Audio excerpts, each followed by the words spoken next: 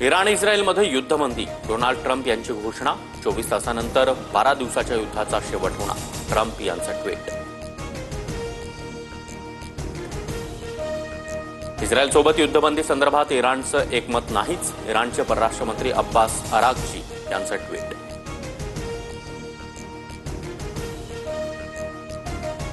इराणकडून मध्य पूर्वेतल्या अमेरिकन एअरबेसवर हल्ले. कतारमधल्या American एअरबेसवर 10 missiles डागल्या.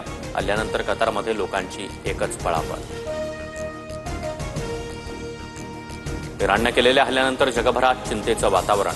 Saudi, Kuwait, जॉर्डनमधले अमेरिकन एअरबेस अलर्टवर. भारतीय नागरिकांना सतर्क राहण्याचं आवाहन.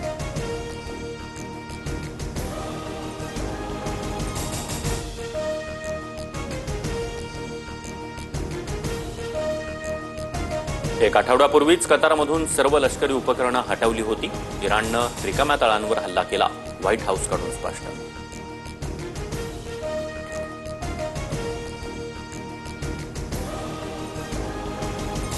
इराण इस्रायल युद्धानं खाद्यतेलाच्या दरात उसळी. जगभरातून मागणी वाढल्यानं घाऊक बाजारामध्ये तेलाच्या किमतीत 3 ते 4 रुपयांची वाढ.